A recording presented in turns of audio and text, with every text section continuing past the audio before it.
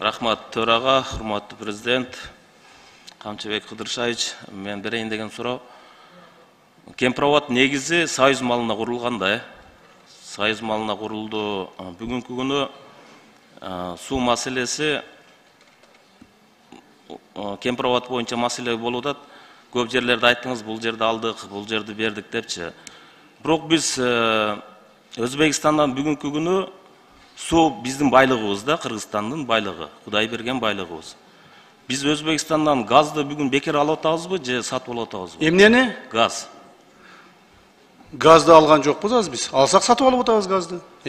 Мен ошого айтып атканымда, биз негизи сууну биз ошо союз бузулгандан бери 91-жылдан бери суунун акысын ала элекпиз да кошуна өлкөдөн. Буну ушуну сүйлөшүп, биз силерге суу беребиз, силер бизге газды бергиле деп, бекер бергиле деп сүйлөшүү жолдоруна барса болобу эле?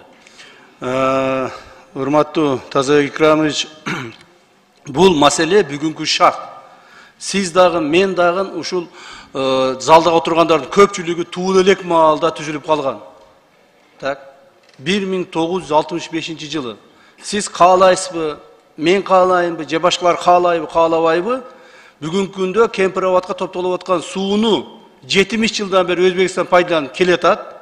Азыр дагы пайдаланып атат. Мындан ары дагы пайдаланганга толук шарттар түзүлгөн.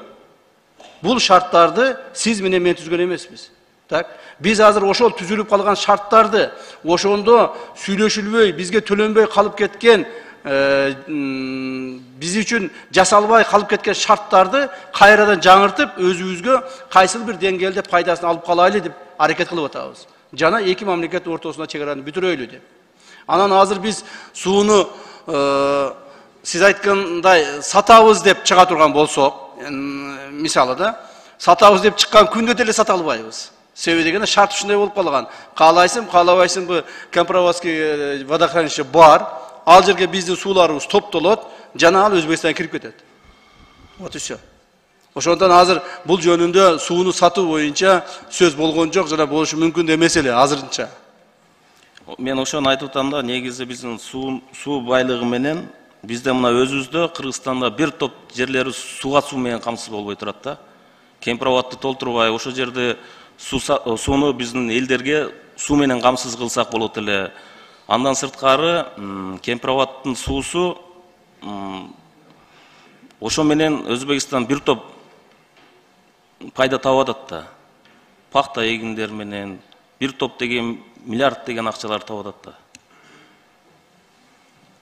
Тагынан Мен эми ошону айтат элем да, эми бүгүнкү күнү мына Өзбекстан ушундай случай болду, бизде газ менен газын бекитип койду. Биз ортомчу кылып Россия Федерациясы менен газды алып атабыз да бүгүн Өзбекстандан. Биз деле Кемпироводду өзүбүз суунун акысын ала албасак, ошол эле Россия Федерациясы менен сүйлөшүп, ортомчу менен суунун акысын алсак болот беле? Андай дагы мен сизге бая түшүндүрүп бербедим. Мындай шарт бизде бүгүнкү күндө жок болгон эмес. Биз эгерде сууларыбызды толук пайдаланабыз десек, биздин башка дагы өзүбүздүн суу өзүндөрүбүз көп. Ошолорду пайдалансак да болот. Мына сиз Сузактан болосуз, жакшы билесиз. Чаңгет суусун тосуп туруп ошол жерге суу сактагыч курсак болобу? Болот. Аны биз кылбай келдик мына 30 жылдан бери, мындан мурда дагы. Көгар суусун тосуп туруп өзүбүзгө суу сактагыч курсак болобу? Болот. Муну дагы кылбай келип атабыз. Так, мунун Кемпироводко эч кандай тиешеси жок. Ошо эми мен сунуш катары айтып атам, ушундай бир сүйлөшүүлөр жолу менен алып барса болобу деп. Сүйлөшүүлөр жолу менен биз жасалып калган, бүтүп калган гана жумушту бүгүнкү күндө Кемпироводду биз эч кандай жылдырып, же болбосо башкадан жасап, же башка кылууга мүмкүнчүлүгүбүз жок. Ачык эле айтыш керек муну. Эми аны жашырган, жашырбаган деп эмне? Бул мындай жашыруун сыр эмес, эч кандай мүмкүнчүлүгүбүз жок. Биз бир гана ошо бизге кылбай кеткен шарттарды, мурдагы компенсация кылбай калган жерлерди, же болбосо ошол мурда бизге курулбай калган каналдардын ордуна мына Гавасайдан почти 13 000 гектар жерди алып атабыз. Кемпировод боюнча эми ачык эле айтыш керек, депутаттарыбыз мына жакшы билесиздер, урматтуу депутаттар. Кемпировод суу сактагычы боюнча эң көп компенсацияны мурда дагы Мурда 65-жылдагы азыркы келишимде дагы эң көп алып аткан бул Аксы менен Ала Бука райондору болуп атат. Эми ушуга биз бүгүнкү күндө мындай исторический бул факт да. Мына эме кылыш, например, Кампровод боюнча башка райондор, даже өзгөнүн району өзү албай калып атат. Себеби ушундай шарттар түзүлүп калган. Шарттар түзүлүп калды бүгүнкү күндө. Ошондон биз сууну газга алмаштырабыз деп айтыштын бүгүнкү күндө мындай популизмдин бүгүнкү күндө кереги жок. Кереги жок. Эгер аны жасай турган болсок, биз башка договорлор жасашыбыз керек. Бул маселеге анын эч кандай тиешеси жок. Мен ошого айтып атам да, бүгүнкү күнү ошондой сүйлөшүүгө бара албай атабыз. Бир убакыт келет эле ошондой нерсени сунуштап, ушул нерсеге келе турган. Ал убакыт келет, ал нерсе боюнча бир нече биздин ойлорубуз бар. Аны эми бул жерде азыр айтыштын кереги жок, договорлор кол коюла электе. Биздин мүмкүнчүлүктөрүбүз дагы бар. Сиз туура айтасыз, аны биз пайдаланабыз келечекте. Азыр чек араны бүтүп алайлы, кол койдуруп, эки чек араны, эки мамлекеттин ортосундагы чек араны бүтүрүп алайлы, андан кийин дагы мүмкүнчүлүктөрүбүз көп. Аны пайдаланабыз буюрса. Канча Кудушаев, сиз айтып атпайсызбы, 65-жылы берилип кеткен. Бүгүнкү күнү азыр мына ратификацияларда сууну Кемпроводду толтуруп туруу боюнча сууну үзбөй, Кемпроводдун астындагы жерди биз ратификация кылып берип атпайбыз. Буларга документтеп, мыйзамдуу түрдө документтештирип берип атабыз да. Кийин туура, мен дагы жолу сизге бир жолу айтайын. Урматтуу Тазабек Икрамович, туура биз бүгүнкү күндө 4400 суунун астында жаткан жерди берүү менен 4485 гектар суунун астындагы жаткан жерди берүү менен Кыргызстанга 19700 гектар жерди алып атабыз. Биз жөнүнө берип аткан жокпуз. Биз жөнүнө буларга бир эме кылып аткан жерибиз жок. Почти 4 эсе, 5 эсе көп алып атабыз. Анан дагы эң керектүү жерлерди алып атабыз. Эң ызычуу болуп, ушуга чейин чек ара кагылыштары болгон, көптөгөн адамдар жабыр тарткан, жарадары болгон, өлгөн, жана бүгүнкү күнгө чейин ызычуу болуп, талаш тартыш болуп аткан жерлерди алып атабыз. 1956 жылы өткүзүп берип кеткен Гавасай мына. Бүгүнкү күндө ошо Гавасай дагы, жа башкалар дагы биздин картабызда жок жерлерди алып атабыз. Туугандар, кээбирлер айтып атат. Мындай эме провокаторлар, баягы дар көп да, алар айтып атышат. Өзүбүздүн жерди эле өзүбүз кайра алып атат деп. Андай эмес туугандар. Андай эмес. Мына биздин картабыздагы жок жерлерди биз алып атабыз. Биз бүгүн Кудай буйруп, ушул ратификацияны өтүп кол коюлгандан кийин биздин Кыргызстаныбыздын картасы 15.000 почти 500 гектар жерге көбөйөт. Кыргызстаныбыздын картасы чоңойот. Да биз суу астындагы жерди берип атабыз. Суу астындагы жерди берсең дагы, бербесең дагы бүгүнкү күндө пайдалана албайсың. Баягы урматтуу президентибиз туура айтып өттү. Эгерде кайсыл бир убактарда ошо суу астындагы жер бизге керек деп туруп, азыр Өзбекстанга барып, чек ара бүткөндөн кийин келгилем, суу астындагы жерди бизге калтырып жазгыла. Мына ошонун ордуна мына 4,5 миң гектар жерди силер алгыла десең, жан деп туруп алат. Азыр мына Сузактан 4,5 миң гектар жерди беребиз. Так, ошол суу астындагы жерди бизге калтырып жазгыла деген, Икрамовду башына көтөрүп алып туруп рахматын айтат. Понимаете ли? Ошондуктан биз урматтуу туугандар, азыр өзүбүз пайдалана албаган, бизге азырынча бизге пайдасы тийбеген жерди берип туруп, өзүбүздүн чек араларыбызды бүтүрүп алганга толук мүмкүнчүлүк түзүлүп атат. Ушуну биз колдонуп калышыбыз керек. Анан жер астында, суу астындагы жер биздики деп эле сууну карап отура бергенде эч кандай пайда чыкпайт азыр. Чек аралар, урматтуу депутаттар, урматтуу туугандар, чек аралар ар дайым өзгөрүп келген. Мындан кийин дагы өзгөрөт. Конечно, чек ара өзгөрүү маалында биздин парламент конституцияда жазылгандай, президент ушулардын катышуусунда ушул нерселердин баардыгы аткарылат.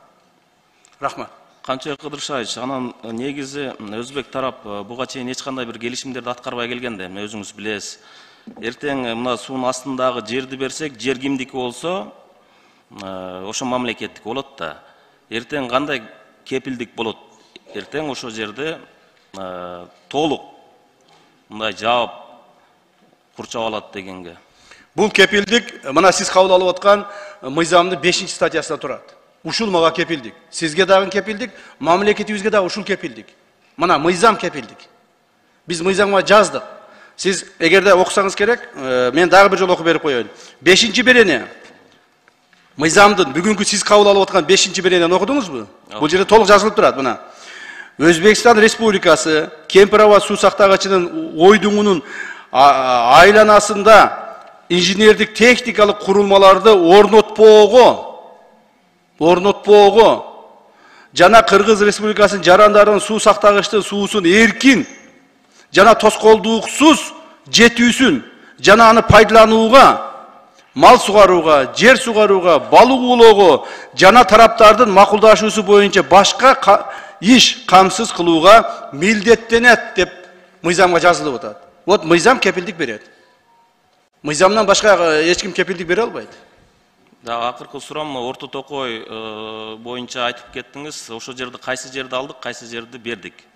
Орто Токой боюнча биз Орто Токой жанагы дагы айтайын, өткөндө сиз деле айтып атпайсызбы? Биз эмени жанагы өзгөндү берип койсок, суусун астындагы берип койсок, биз анклавда калып кетишибиз мүмкүн депчи. Чегираны тосуп койсо. Ошону эми ушуну сиз ойлонуп айтпайсызбы?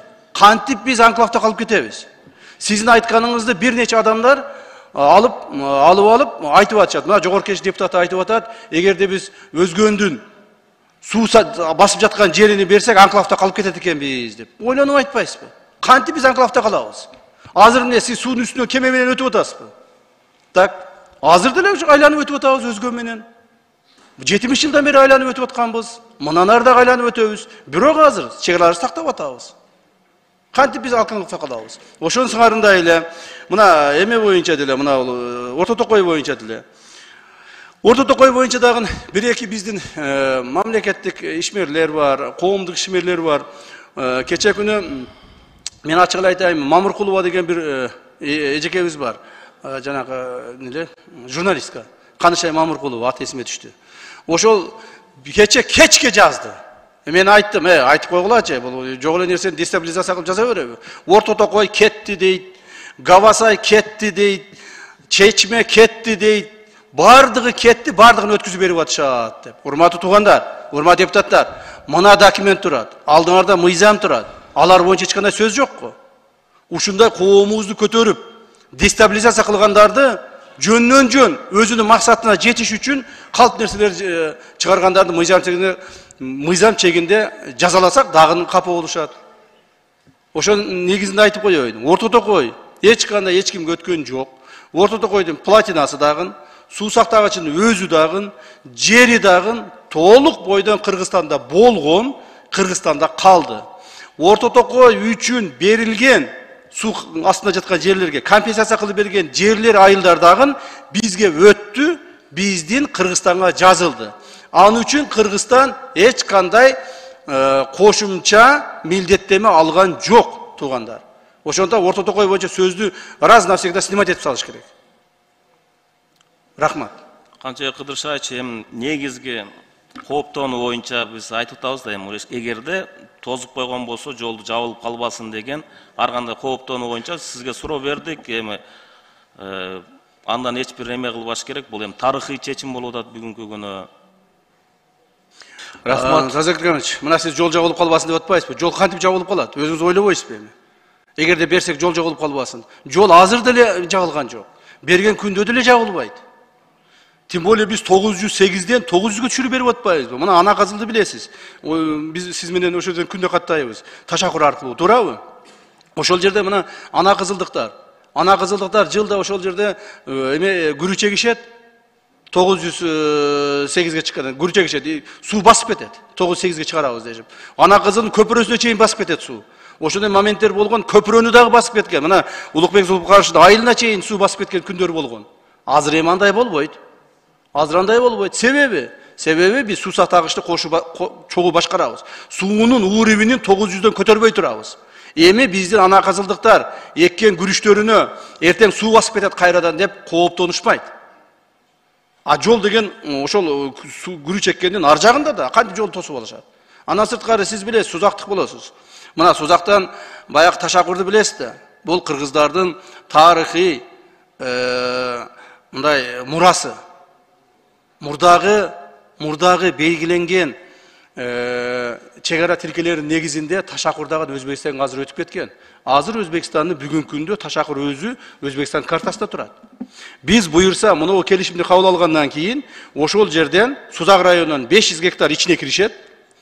Eme özgöndön 500 gektar içine kiret. Taşakur Kayradan Kırgızdardın murası olup kaladı. Neytili? Bu biriyle жерде alıp atkan jokpuz biz. Kırgız muraсын kaytarıp alıp atабыз. Ошон үчүн сиз, я думаю, ошол боюнча жакшыраак ойлоп коесуз го деген ойдомун. Рахмат. Рахмат, урматтуу президент Садыр Нуркожоевич да кошумча бар экен. Рахмат. Тактоо иретинде кошумча киргизип коеюн. Камчыбек Кыдыршаевич айтпадыбы? 4485 гектар жерди суу астында жаткан жерди бердик. Анан 19000 гектарды биз алып атабыз. 19700. 19700. Ушунун 4485 гектарды биз баарын бүгүн берип ийип аткандай түшүнүп калбаңыз, урматтуу депутат Икрамов. Мунун 4127 гектарын, жана мен жогоруда айттым, 1965-жылы алмашылып берилген. Ортодо азыр 908-ден 900-гө түшүргөндө 4485 гектар жерди суу басат. Мурда 5731 гектар жерди басып турган. Айырма 385 гектар. Биз муну дагы жөн калтырбай, жер бергиле ордуна буну суу дагы 100 жыл, 200 жыл, 60-70 жыл басып жата берет деп, ордуна жер алып атабыз. Мына Камчыбек Кыдыршаевичтин эмгеги 385 эле гектар эмес, 1000 гектар деп туруп, 500 гектарын Сузактан, 500 гектарын Өзгөндөн алып атабыз. Кудай буйурса, бүгүн ратификациядан өтсө, биз кол коюшсак, карта өзгөрөт. Өзгөнгө 500 гектар, Сузакка 500 гектар жер дополнительно кошулат. Ушуну айтып коеюн дедим. Рахмат.